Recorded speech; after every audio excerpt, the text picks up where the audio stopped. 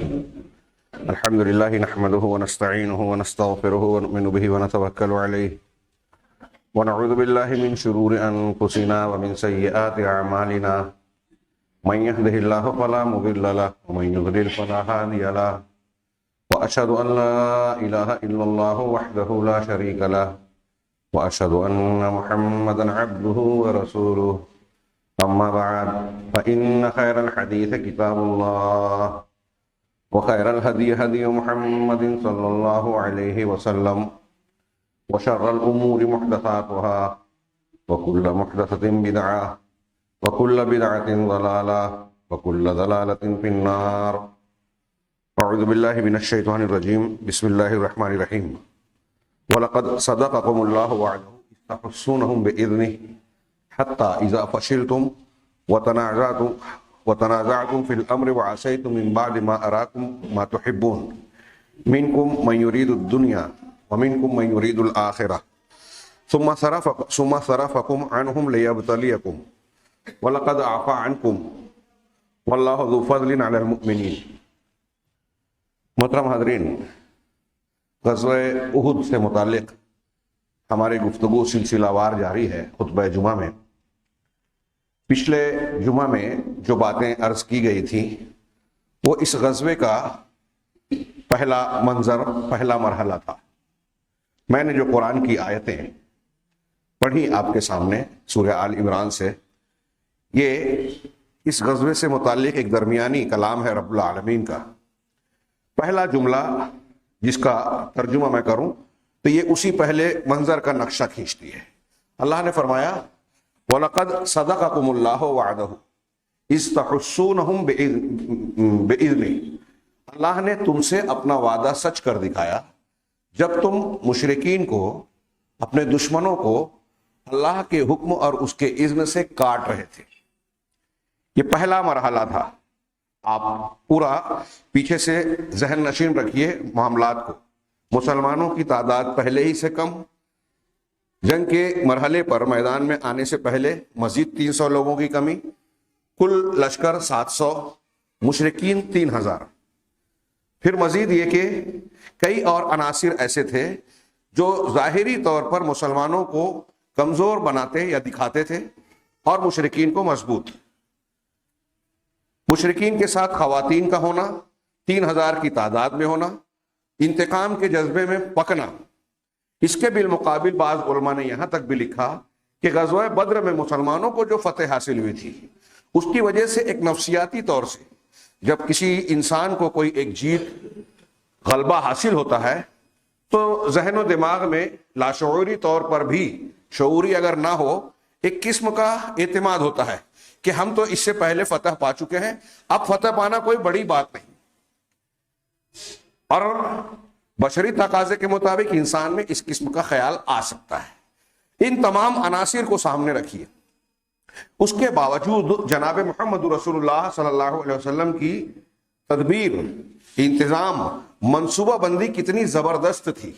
آپ نے پچھلے ہفتہ بیان کیا گیا کہ میدان کا وہ حصہ منتخب کیا جو جنگی اعتبار سے زیادہ بہتر، کارآمد اور مفید تھا، اہمیت کا حامل تھا، نتائج کے اعتبار سے زیادہ مؤثر تھا. اس کے بالمقابل کفار کا لشکر اگرچہ میدان احد میں پہلے پہنچا تھا لیکن اس نے وہ جگہ اختیار کی جو جنگی نقطۂ نظر سے، منصوبہ بندی کے اعتبار سے زیادہ بہتر نہیں تھی. پھر آپ نے پیچھے پہاڑی کو، دائیں جانب بھی پہاڑی کو اپنے لیے ایک آڑ کی حیثیت سے مقرر کیا. جو ایک حصہ بائیں جانب کا جبل الرمات گھاٹی کا باقی تھا، وہاں آپ نے تیر اندازوں کو مقرر کر کے 50 تیر اندازوں کو اور محفوظ بنا لیا. جنگ کے لشکر کی ترتیب دی، ان کو اہم ترین ہدایات دی، جنگ سے متعلق کچھ ایسی باتیں بتائی جو اس وقت کے مقابلے کے لیے بہت ضروری تھا. اگلی صفوں میں ایسے صحابہ کرام، ماہر تیر انداز اور جنگجو صحابہ کرام کو منتخب کر کے رکھا جو کئی 100 پر بھاری تھے. اس طرح سے اہل علم نے اور سیرت نگاروں نے بیان کیا کہ آپ نے تعداد کی کمی کو پورا کر دیا. اور پھر آپ نے جو ہدایات دی، جب اس پر مسلمانوں نے عمل کیا، جنگ کا آغاز ہوا تو حیرت انگیز طور پر کچھ ہی دیر میں، گھنٹے ڈیڑھ گھنٹے کے اندر، اس سے کچھ کم و بیش میں ہم نے جو واقعات بیان کیے، بیان کرنے میں وقت لگتا ہے لیکن یہ واقعات تیزی سے ہو رہے تھے. گھنٹہ ڈیڑھ گھنٹے میں یہ منظر سامنے آیا کہ مسلمان حاوی ہو گئے، ان کی صفوں کو تتر بتر کر رہے ہیں. بعض مسلمان، جیسا کہ اس سے پہلے بیان کیا گیا، حضرت امیر حمزہ رضی اللہ تعالیٰ عنہ، ابو دجانہ رضی اللہ تعالیٰ عنہ اور دوسرے کئی صحابہ کرام مشرکین کی صفوں میں گھس کر ان کو تتر بتر کر رہے تھے. اس سے ان کے حوصلے بھی پست ہوتے گئے، ان میں افراتفری پھیلتی گئی اور دیکھتے ہی دیکھتے وہ میدان چھوڑ کر بھاگنے پر مجبور ہوئے.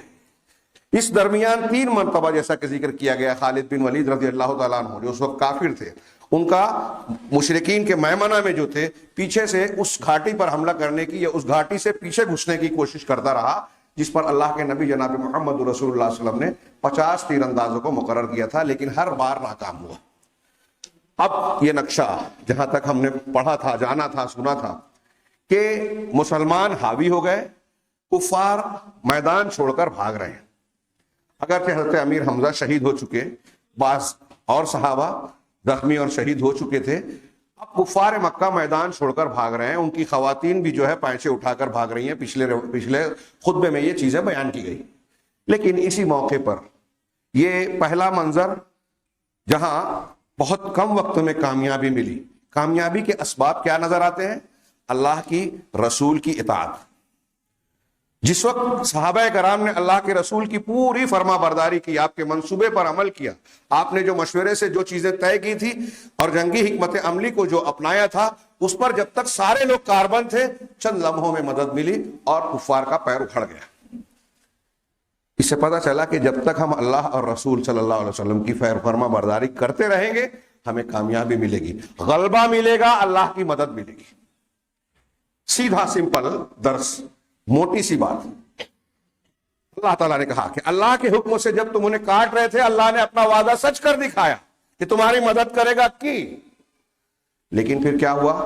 حتی اذا فشلتم، یہاں تک کہ جب تم پست ہمت ہو گئے، وتنازعتم فی الامر، اور معاملے کے سلسلے میں آپس میں اختلاف کر بیٹھے، جھگڑا کر لیا.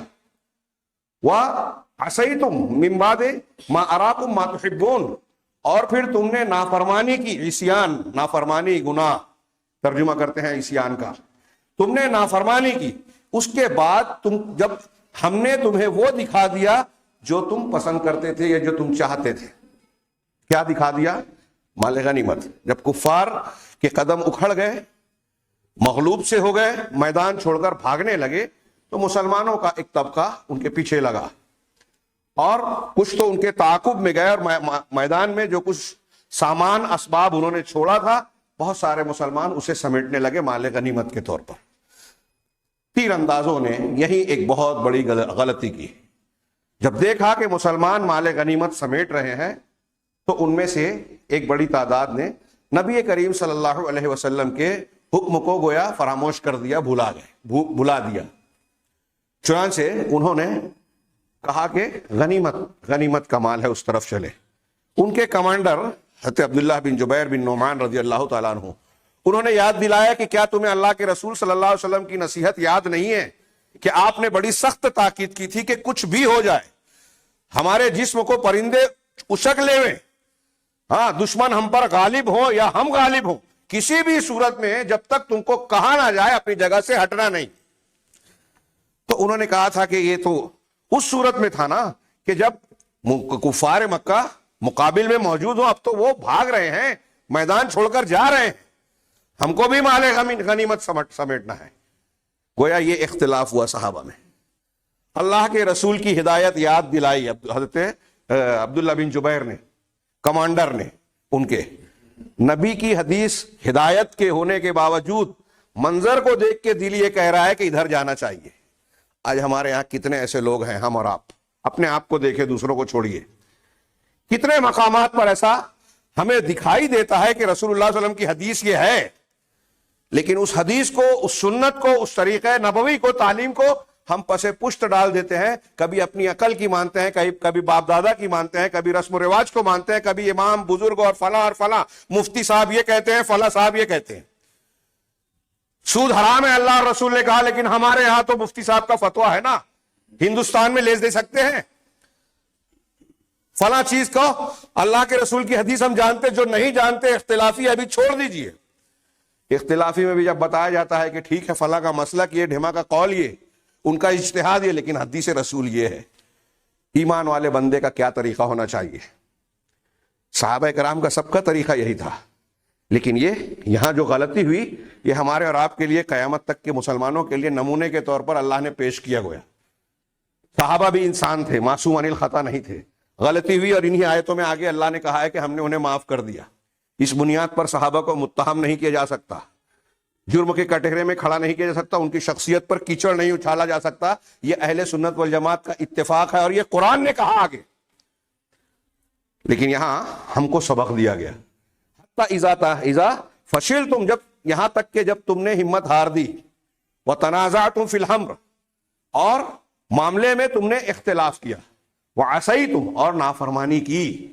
یہ مسلمانوں کی پستی فتح پانے کے بعد دشمن کے ہمارے اوپر غالب ہونے کی وجہ ہے. آج بہت سارے لوگ، نوجوان خاص طور سے، احساس کمتری کے شکار ہو جاتے ہیں، اسلام اور مسلمانوں کے بارے میں بدگمانی میں مبتلا ہو جاتے ہیں کہ ہم حق پر ہیں تو پھر ایسا کیوں، غیر مسلم ناحق ہیں، ان کو کیوں ہر جگہ کامیابی ملتی ہے، دھوکہ دیتے ہیں، غلبہ حاصل کرتے ہیں، مسلمانوں پر حملے کر رہے ہیں، اللہ کے رسول کی شان میں گستاخی کر رہے ہیں، بے قصور لوگوں کو گرفتار کر رہے ہیں، مسجد کو چھین لیا، توڑ دیا، ان کے لوگ مقدمے میں جو رہا ہو جاتے ہیں، ہمارے پھنس جاتے ہیں، پھر بھی الیکشن میں جیت جاتے ہیں، پھر بھی بے ایمانی کرتے ہیں، پھر بھی ان کے حق میں فیصلے ہوتے ہیں. اس قسم کے خیالات سے کچھ لوگ بدگمانی کے شکار ہوتے ہیں. غزوہ احد میں ان کے لیے بہت بڑی نصیحت ہے، ان کے سوالوں کا، اعتراضات کا، اشکالات کا جواب ہے اس میں. یہ اللہ کی آزمائش ہے. اللہ تعالیٰ ہر دو طبقے کو چھوٹ دیتا ہے، نیکی بدی دونوں کے انجام مقرر کر رکھے ہیں. ایسا تو ہو ہی نہیں سکتا کہ برائی کا انجام اچھا ہو. جو ایسا سمجھتا ہے وہ بہت بڑی غلط فہمی میں ہے. یہ صرف مسلمان ہی نہیں مانتے، مذہبی اعتبار سے، روحانی اعتبار سے غیر مسلموں کے یہاں بھی یہ بات متفق علیہ ہے، تاریخی بنیاد پر مذہبی تعلیمات، کہ اچھے کا نتیجہ اچھا اور برے کا نتیجہ برا ہوتا ہے. اچھے کا انجام برا اور برے کا انجام اچھا کبھی نہیں ہوتا. یہ سب مانتے ہیں نظریاتی طور پر. لیکن جو لوگ دھوکہ دہی، چال، گناہ کا کام کرتے ہیں، ہمارے یہاں مسلمانوں میں دیکھیے، اپنے مقاصد کو حاصل کرنے کے لیے یہاں مال غنیمت کی بات ہو رہی ہے. کوئی عہدہ منصب چاہتا ہے، کوئی کریڈٹ اور نام چاہتا ہے، کوئی دنیا کی دولت چاہتا ہے، کوئی اور اس قسم کے مقاصد کے تحت دھوکہ دہی سے کام لے رہا ہے، چال بازی سے کام لے رہا ہے، دوسروں کے اوپر الزام تراشی کرتا ہے، اچھوں کو برا اور بروں کو اچھا بناتا ہے. میرا موافق ہے تو چور بھی چلے گا، میرا مخالف ہے تو دیندار عالم بھی نہیں چلے گا. یہاں اصول یہ ہے، یہ قرآن حدیث کی مخالفت نہیں ہے، نافرمانی نہیں ہے. ہم روزمرہ کی زندگی میں بے اصولی کی یہ زندگی گزار رہے ہیں. اب آپ غور کیجئے کہ صحابہ کرام اور اللہ کے رسول صلی اللہ علیہ وسلم کے جانثاران، ان لوگوں سے ایک غلطی ہوئی، کتنے بھیانک، کتنے نقصان دہ نتائج سامنے آئے. اللہ تعالیٰ نے فرمایا حتی اذا فشلتم وتنازعتم فی الامر وعصیتم من بعد ما اراکم ما تحبون منکم من یرید الدنیا ومنکم من یرید الآخرہ. تم میں کچھ وہ تھے جو دنیا چاہتے تھے، مال غنیمت کی طرف لپک پڑے، محاذ کو چھوڑ دیا، گھاٹی کو چھوڑ دیا. 50 میں سے 40 صحابہ وہاں سے ہٹ گئے. انہی کی مذمت کر رہا ہے اللہ کہ اللہ کے رسول کی نافرمانی کی، کمانڈر کی بھی اور رسول کی بھی نافرمانی کی، اختلاف کیا. 10 وہ لوگ جو وہاں رکے رہے وہ آخرت کو چاہتے تھے. اللہ کے رسول نے منع کیا ہے تو اب ہم یہاں سے نہیں ہٹیں گے، یہاں اپنی ذمہ داری اور اپنا کام کرتے ہوئے موجود رہیں گے، چاہے اپنی جان اللہ کے حوالے کرتے. چنانچہ یہی ہوا. تیر اندازوں کی اس غلطی کو فوراً مقابل نے بھانپا. خالد بن ولید کا رسالہ اور ان کا دستہ جو بار بار پیچھے سے حملہ کرنے کی کوشش کر چکا تھا 3 مرتبہ اور ناکامیاب رہا تھا، اس نے دیکھا کہ اب گھاٹی خالی ہے، چند لوگ ہی وہاں موجود ہیں. چنانچہ پھر سے حضرت خالد بن ولید رضی اللہ عنہ، جیسا کہ آپ جانتے ہیں اس وقت وہ مسلمان نہیں تھے، بعد میں ہوئے اور بہترین مسلمان ہوئے، سپہ سالار لشکر اور سیف من سیوف اللہ کہے گئے، اللہ کی تلوار. پیچھے سے اپنے دستے کے ساتھ حملہ آور ہوئے اور بہت آسانی سے کم وقت میں ان 10 صحابہ کرام کو شہید کر دیا جو وہاں تعینات تھے. آپ دیکھ رہے ہیں، میں نے اس سے پہلے غالباً کہا کہ جب اجتماعی طور سے خطا ہوتی ہے، غلطی ہوتی ہے، تو وہ لوگ بھی مصیبت کا اور پریشانی کا شکار ہوتے ہیں جو صحیح ہوتے ہیں۔ پہلے 40 لوگوں نے جو محاذ چھوڑا تھا، غلطی ان کی تھی۔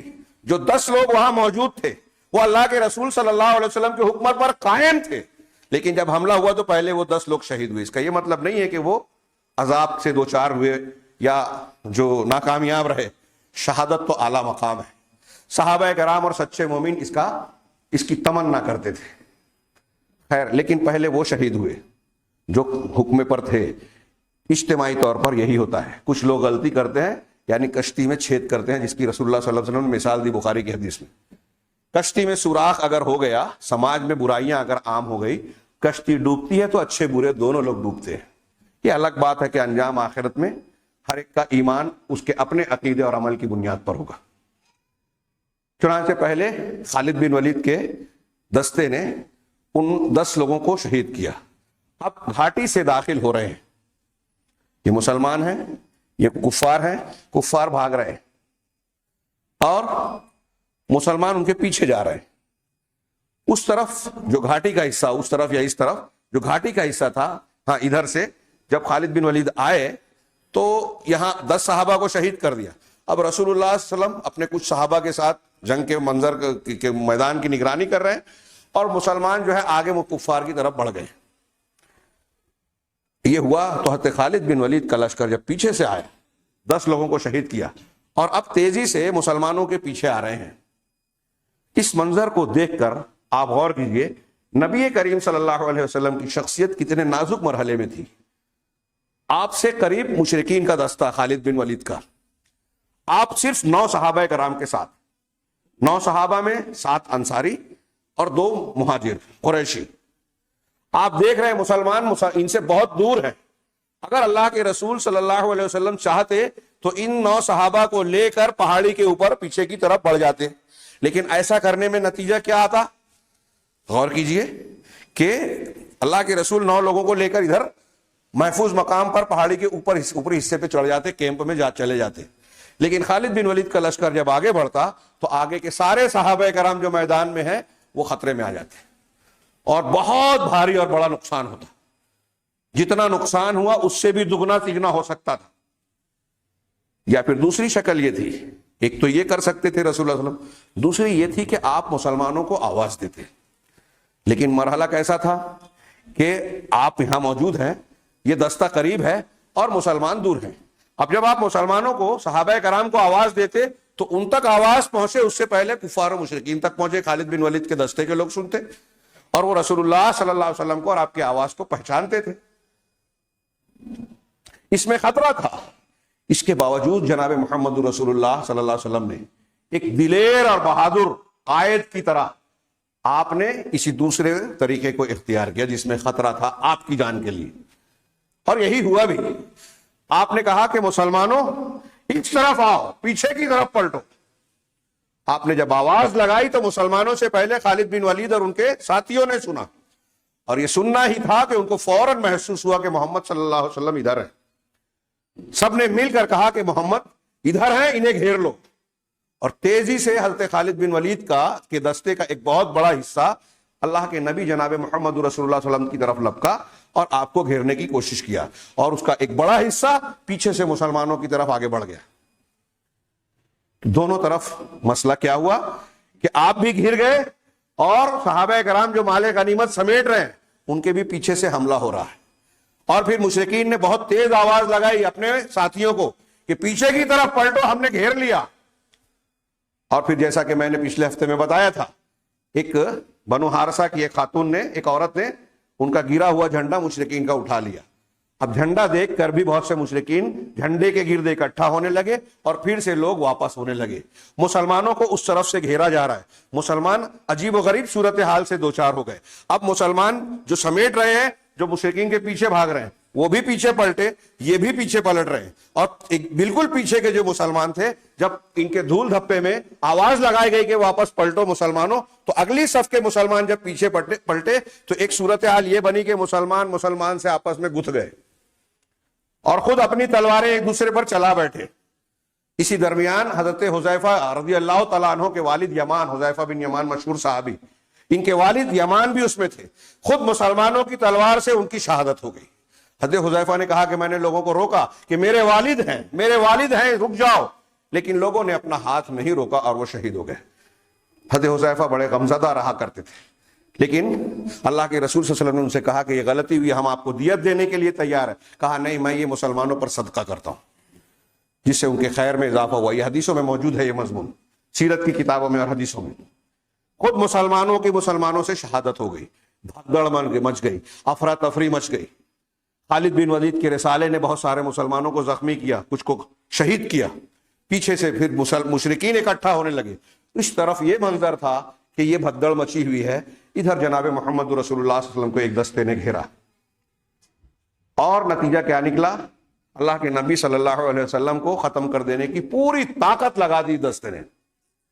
چنانچہ اللہ کے نبی صلی اللہ علیہ وسلم نے جب یہ منظر دیکھا تو آپ نے صحابہ کو کہا کہ کون ہے جو ہم سے ان کو دفع کرے، اس کے لیے جنت ہوگی۔ صحیح مسلم کی روایت ہے لمبی، حضرت انس بن مالک سے، کون ہے جو ہم سے ان کو دفع کرے، ان سے نمٹے، اس کے لیے جنت ہوگی، یا ایک حدیث میں ہے کہ وہ میرے ساتھ جنت میں ہوگا۔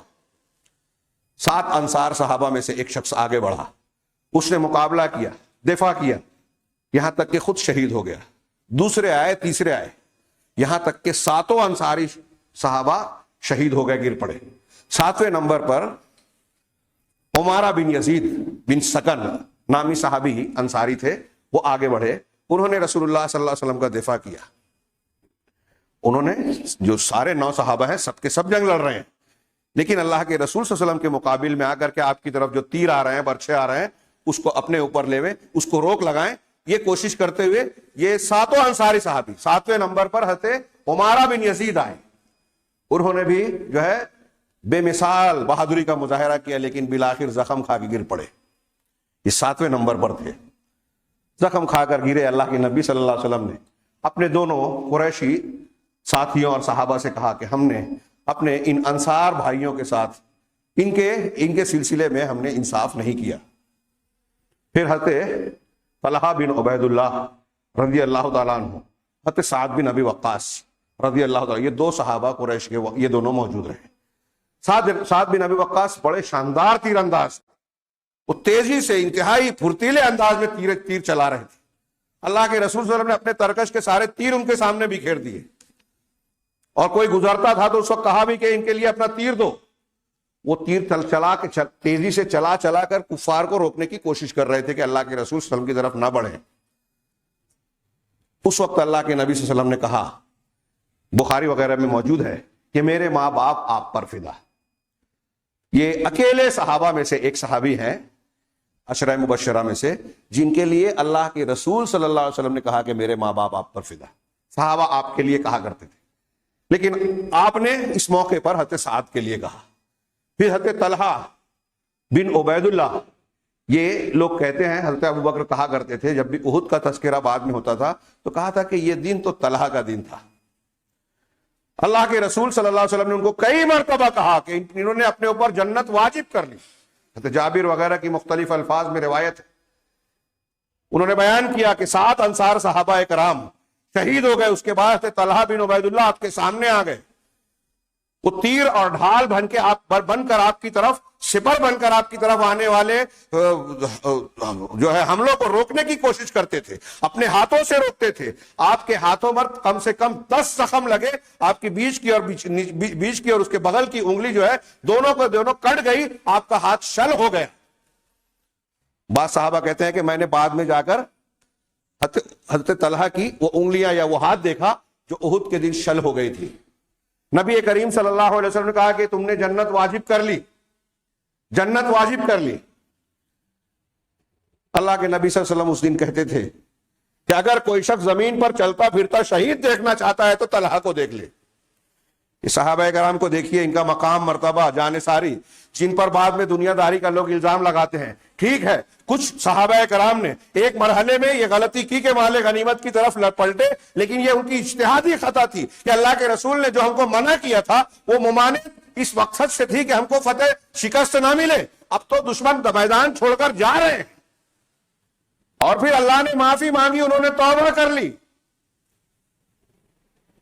اس کے بعد صحابہ کرام کی جانثاری, ہمت اور فداکاری کا نقشہ. اور اس میں ایک بھی حکمت یہ بھی نظر آتی ہے, غزوہ احد میں جو نقشہ بدل گیا اس کی کئی حکمتیں خود قرآن نے بیان کی کہ پکے مسلمان اور منافقین الگ ہو جائے, کھڑے کھوٹے سامنے آ جائیں, آزمائشیں نہ آئے تو سمجھ میں نہیں آئے گا کون سچا پکا مسلمان ہے اور کون کچا, کون منافق ہے کون مومن.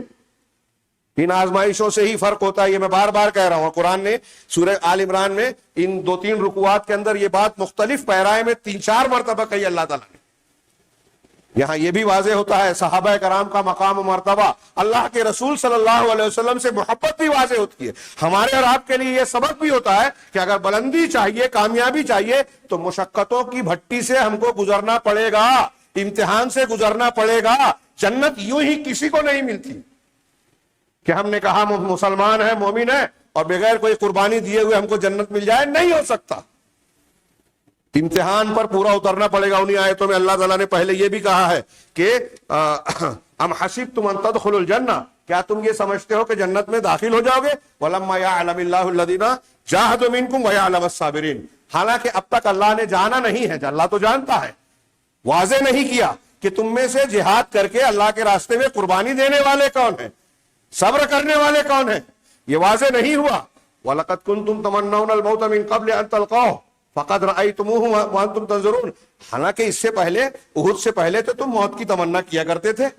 بدر میں جو شریک نہیں ہو سکے خاص طور سے, کہ موقع ملا تو ہم اپنی جان اللہ کے حوالے کریں گے, اپنی جان کی بازی لگائیں گے.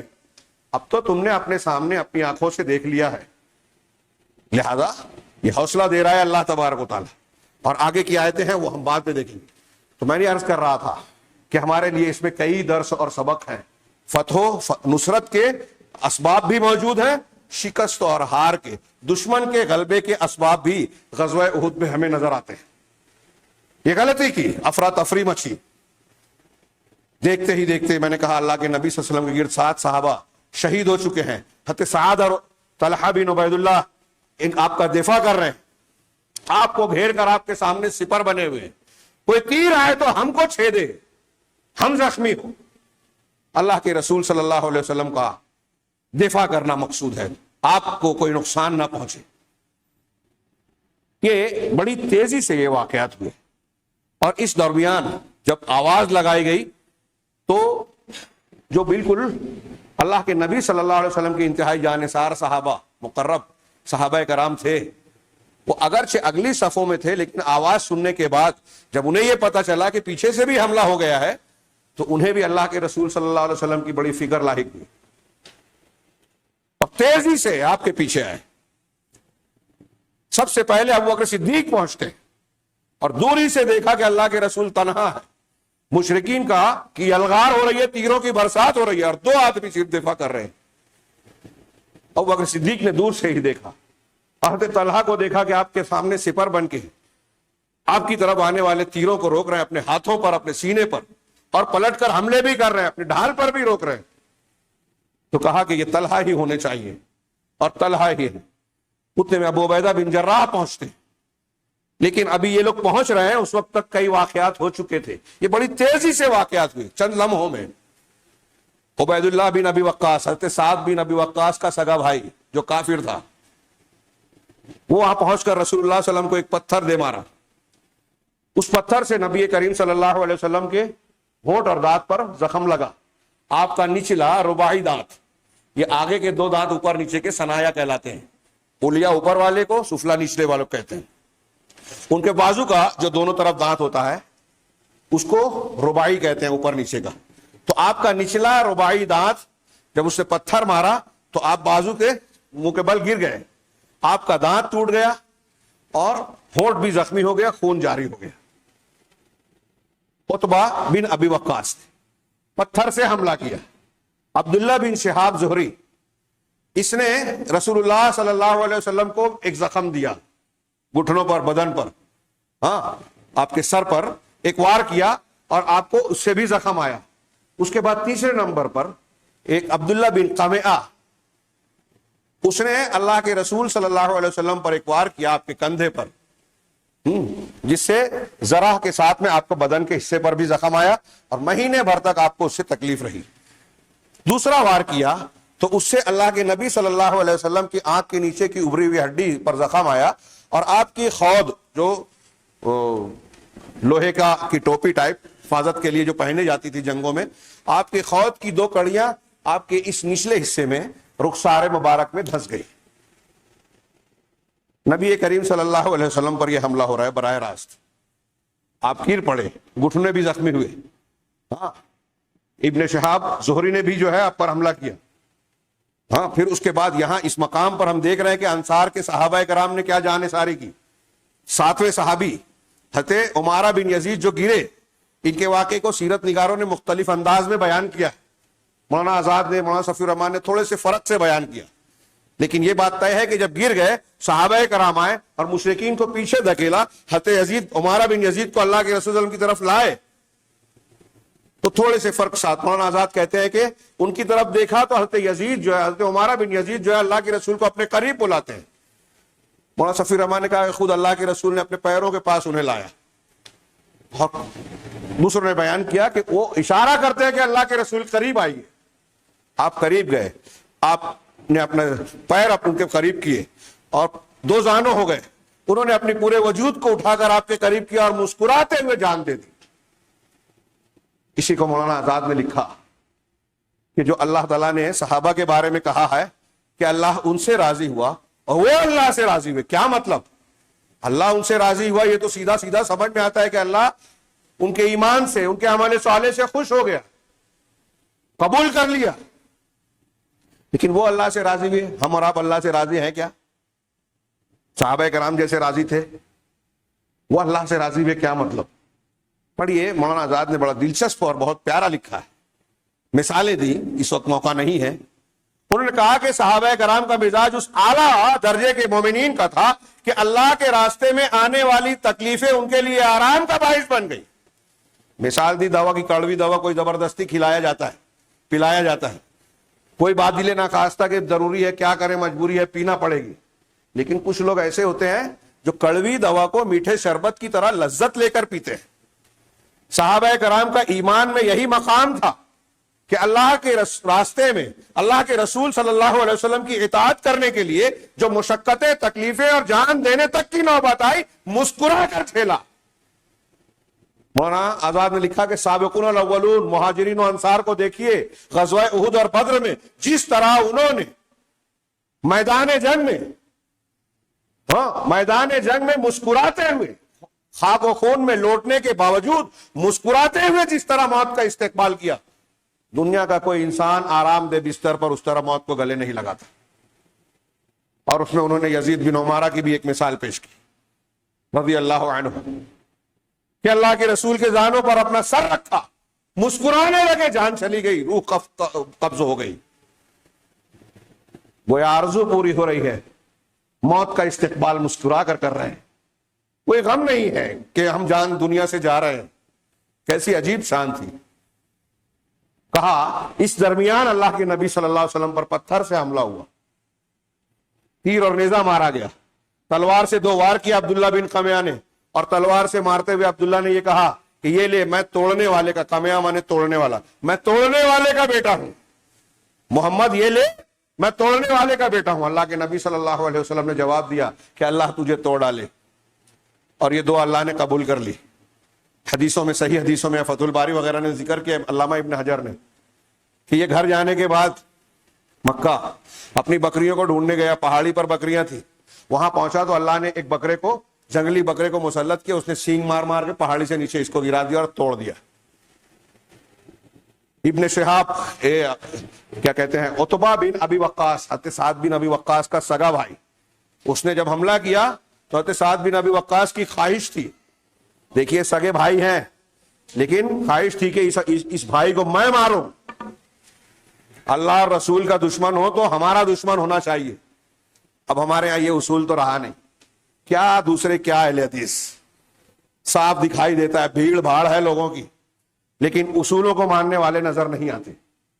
میرا رشتہ دار ہے, میرا دنیا کا مفاد ہے, میری مصلحت ہے, تو اصولوں کو رون کر غلط کا ساتھ دیں گے. کیسے مسلمان ہے, کیسے اہل حدیث ہے. اس معاملے میں کوئی اہل حدیث نظر ہی نہیں آتا. سعد بن ابی وقاص کہتے ہیں میری تمنا تھی کہ اپنے اس بھائی کو میں ماروں, لیکن قسمت میں حاتب بن ابی بلتہ کے تھا. حاتب بن ابی بلتہ نے دیکھا بعد میں کہ اس کمبخت نے اللہ کے رسول صلی اللہ علیہ وسلم کو زخمی کیا ہے, اس کا پیچھا کیا, تعاقب کیا, اس وقت تک نہیں لوٹے جب تک اس کو مار نہیں لیا, اور اس کے سامان اور تلوار کو اپنے ہاتھ میں لے کر واپس لوٹے. حاتب بن ابی بلتہ جن کا بدر کے سلسلے میں ہم واقعہ سن چکے ہیں, جنہوں نے خط بھیجا تھا بعد میں. اللہ کے رسول سے ایسی محبت تھی.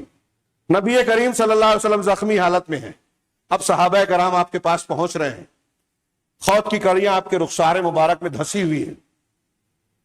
ایسے میں ایک معاملہ اور بھی ہوا. آپ اپنے چہرے کا خون آپ پوچھتے جاتے تھے, صحیح بخاری کی حدیث ہے, خون پوچھتے جا رہے تھے, اور پہلے آپ نے کہا کیفا یفلح قوم شجوا نبیہ, وہ قوم کیسے فلاح پا سکتی ہے جس نے اپنے نبی کو زخمی کر دیا. طبرانی کی روایتوں میں کہ آپ نے بد دعا بھی دی کہ اللہ تو انہیں پکڑ لے, ان کو محروم کر دے ہدایت سے یا کسی چیز اچھائیوں سے, فلاح اور کامیابی سے, جنہوں نے اپنے نبی کو زخمی کیا. یہ قوم جس نے اپنے نبی کو زخمی کیا, ان کے اس کے چہرے کو خونالود کیا, اس کا دانت توڑ دیا, وہ کیسے فلاح پا سکتی ہے جبکہ یہ نبی ان لوگوں کو ہدایت کی طرف دعوت دے رہا ہے. یہ آپ کے الفاظ کے الگ الگ روایتوں کے الفاظ ہیں. اس وقت قرآن کی آیت نازل ہوئی. اللہ تبارک و تعالیٰ نے ارشاد فرمایا لیس لک من الامر شیء او یتوب علیہم او یعذبہم فانہم ظالمون. سورہ آل عمران کی توحید کی بھی دلیل ہے, یہ دماغ کھول دینے والی. نبی کریم صلی اللہ علیہ وسلم سید المرسلین, رحمت للعالمین, شافع المذنبین, آپ کے تمام تر مقامات کے باوجود اللہ تعالیٰ کیا کہہ رہا ہے آپ سے خطاب کر کے. یہ جو صوفیوں قبوریوں کے یہاں بزرگوں کی پرستش ہوتی ہے وہ غور سے سنیں. اللہ تعالیٰ اپنے پیغمبر سے کہہ رہا ہے لیس لک من الامر شیء, اے رسول معاملے میں آپ کا کوئی اختیار نہیں ہے. او یتوب علیہم او یعذبہم, یہ اللہ کا کام ہے, چاہے تو ان کو توبہ کی توفیق دے, چاہے ان کو عذاب دے. فانہم ظالمون, کیونکہ یہ ظالم تو ہیں ہی, اللہ چاہے گا تو عذاب دے گا, اور اللہ چاہے تو انہیں توبہ کی توفیق دے گا. آپ کا اس میں اختیار نہیں ہے. کس سے کہا جا رہا ہے؟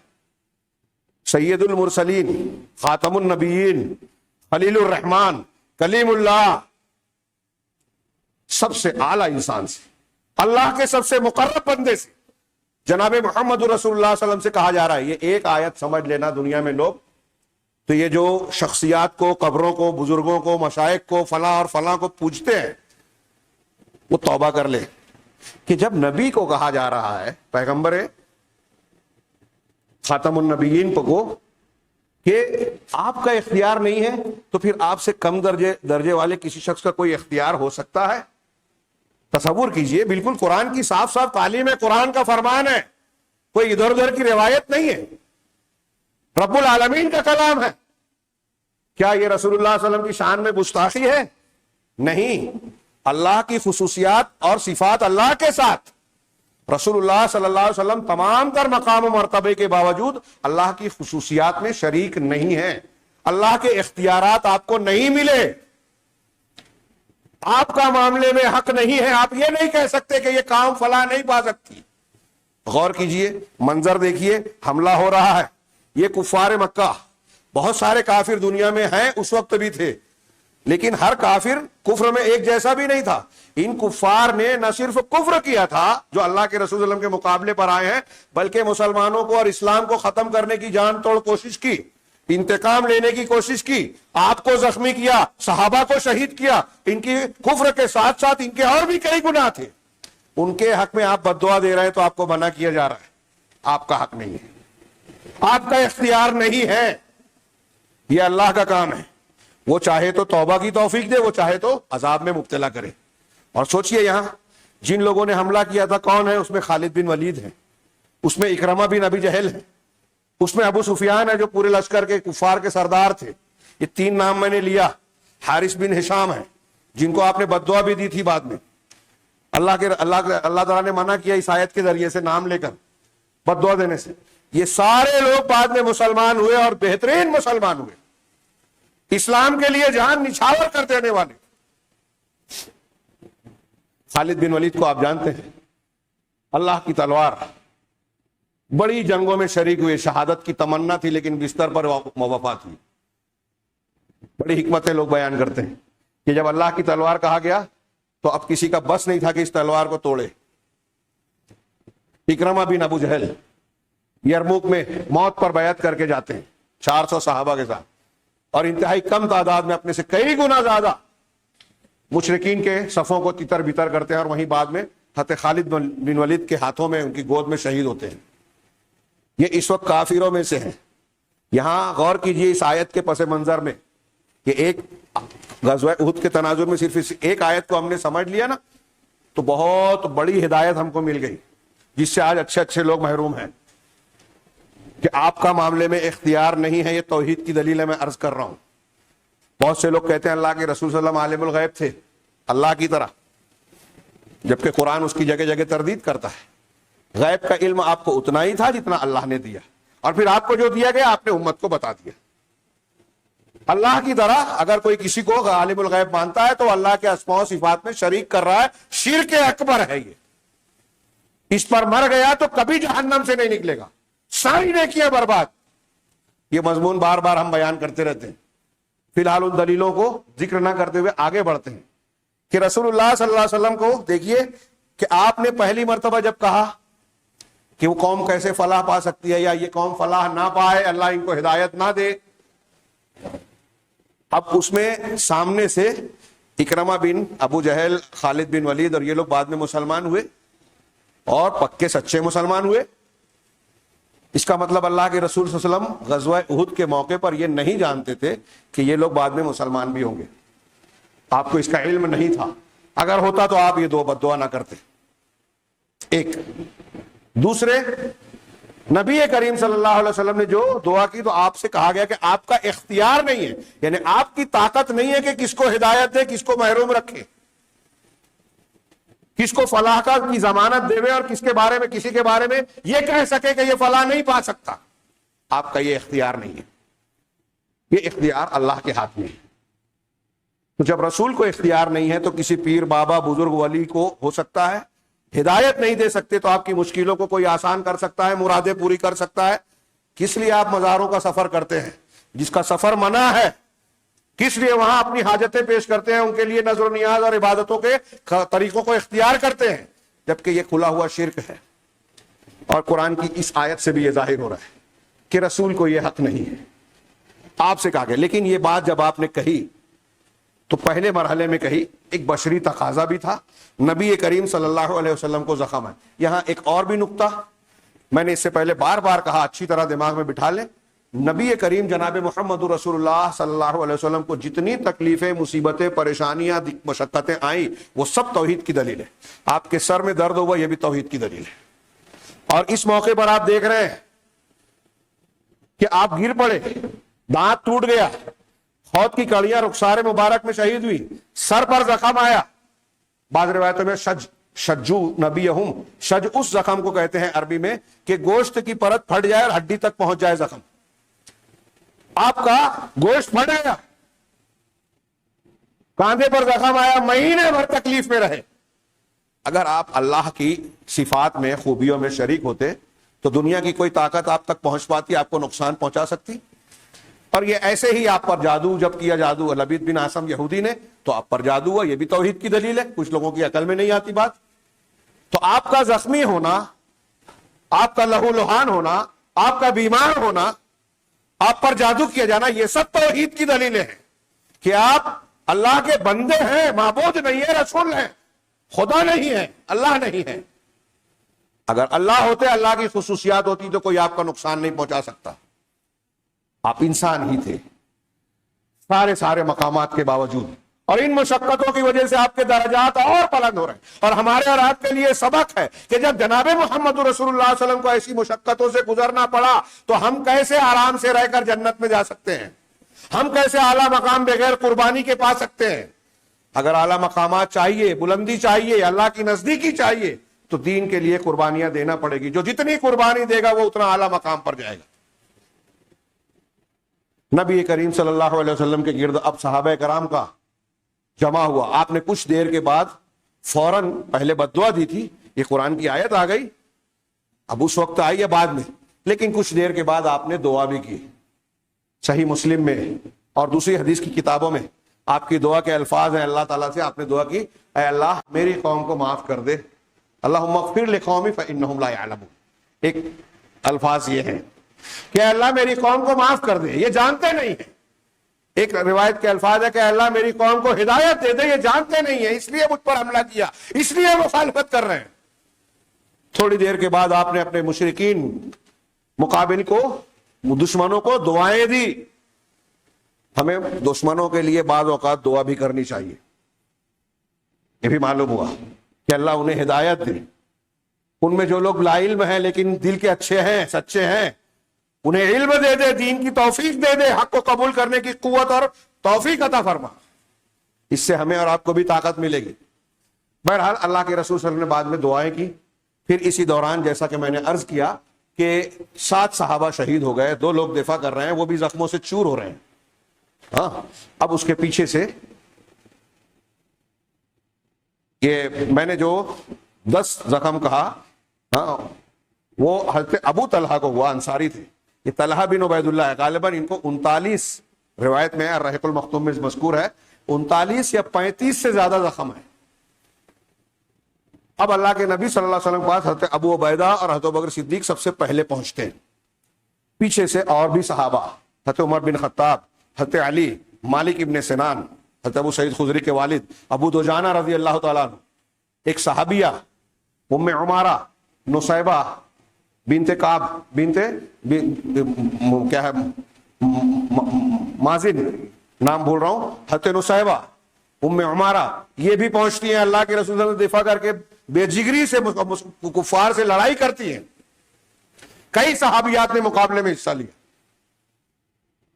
جب آپ کے پاس حضرت ابوبکر صدیق اور ابو عبیدہ بن جراح پہنچے تو آپ خون پہنچ رہے تھے. خوف کی کڑیاں آپ کے رخسار میں گڑی ہوئی تھی. ابوبکر صدیق نے چاہا کہ آپ کو نکال دیں. حضرت ابو عبیدہ نے کہا کہ میں اللہ کا واسطہ دیتا ہوں کہ آپ رک جائیں.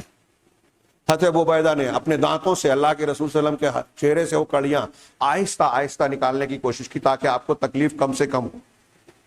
پہلی کڑی نکال لی لیکن آپ کا ایک دانت ٹوٹ گیا. حضرت ابو عبیدہ کا کڑی نکالنے میں خود کا دانت ٹوٹ گیا. دوسری کڑی نکالنے لگے, پھر ابوبکر صدیق نے نکالنا چاہا, آپ نے پھر کہا اللہ کا واسطہ آپ رک جائیے. حضرت ابو عبیدہ بن جراح امین الامہ, دیکھیے ان لوگوں کے مقام اور مرتبے یوں ہی نہیں دیے اللہ نے, ان کا مقام اسی وجہ سے تھا. اللہ اور رسول کے حکم پر جان دینے والے ابو عبیدہ بن جراح نے دوسری کڑی بھی نکالی. اور پھر اس کے بعد صحابہ کرام جو پہنچے تھے اللہ کے رسول صلی اللہ علیہ وسلم کے گرد گھیرا ڈال لیتے, گھیرا ڈال کے آپ کا دفاع کرتے ہیں. اسی درمیان ابو طلحہ کا بھی معاملہ تھا جو تیر چلانے میں بڑے ماہر تھے. ابو طلحہ, ایک طلحہ بن عبید اللہ ہیں, یہ ابو طلحہ حضرت انس کے والد, انہوں نے تیر پہ تیر چلانا شروع کیا. کئی کمان ان کے ہاتھوں سے ٹوٹے, سپر ٹوٹے. اللہ کے رسول صلی اللہ علیہ وسلم ان کے پیچھے سے جھانکنے کی کوشش کرتے تو وہ کہتے کہ اللہ کے رسول آپ نہ جھانکیے, کہیں آپ کو کوئی نقصان نہ پہنچ جائے. لیکن کفار کا ادھر گھیراؤ اور دباؤ بڑھتا گیا اور مسلمانوں پہ حملہ شدید سے شدید ہوتا گیا. وقت پھر سے زیادہ ہو گیا, کافی تاخیر ہو جاتی ہے. میں اگرچہ بہت مضمون بہت ہی ادھورا ہے اور غزوے کا یہ حصہ ہمارے لیے بڑا سبق آموز ہے, صحابہ کرام کے کا انتہائی ایمان افروز واقعات ہیں, لیکن انشاءاللہ ہم آئندہ ہفتوں میں اس کی تفصیل جانیں گے اور تفصیلات کے ساتھ ساتھ اس کے لیے ہماری زندگی میں موجودہ حالات میں جو ہمارے لیے دروس اور عبرت کے سامان ہے اس کو بھی جاننے کی کوشش کریں گے. اللہ تبارک تعالیٰ سے دعا ہے کہ وہ ہمیں صحیح علم صحیح ہدایت سے نوازے اور اس پر عمل کی توفیق بھی عطا فرمائے. وآخر دعوانا الحمدللہ رب العالمین. بارک اللہ لنا ولکم فی القرآن المجید ونفعنا وإیاکم بالآیات والذکر الحکیم انہ تعالی جواد کریم.